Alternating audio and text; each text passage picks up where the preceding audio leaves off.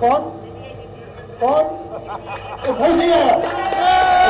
मैं जवाब देता हूँ एक मिनट बेटा, एक सेकंड मैं जवाब दे देता हूँ उसका।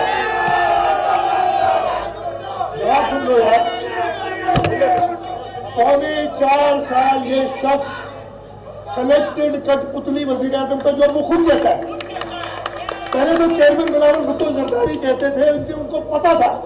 अब वो हजरत खुद कहते मैं कठपुतली था। 3.5 साल पूरी बात है। 3.5 पौने 4 साल में इस कठपुतली ने सूबा सिंध में एक रात नहीं गुजारी थी।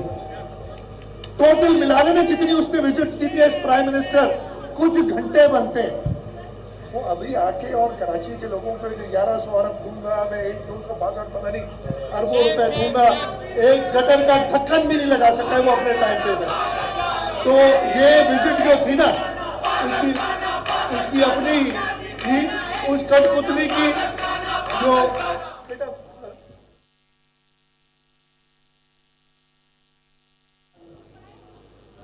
और इससे ये पता चलता है कि जो चेयरमैन बिलावल भुट्टो जरदारी पहले दिन असेंबली में जिसमें उसने तालियां बजाई थी, आपको याद होगा कि जब कहा था सिलेक्टेड प्राइम मिनिस्टर, अब खुद कहते मैं सिलेक्टेड था। जब उन्होंने बिलावल साहब ने हर जलसे में कहा कि तुम्हारी डोरे किसी और के हाथ में, तुम तो कठपुतली हो, अब खुद कहता है भाई आगे तो देखिए, आगे देखिए होता है क्या। आखिरी सवाल कर लो यार।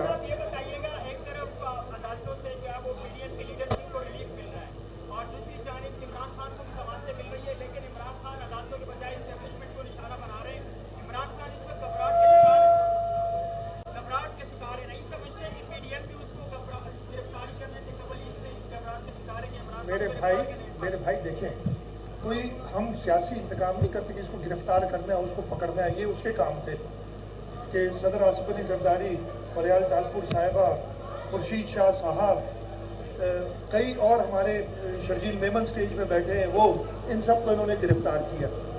हमारी अदालतें पे हमें यकीन है वो जो कुछ करेंगी।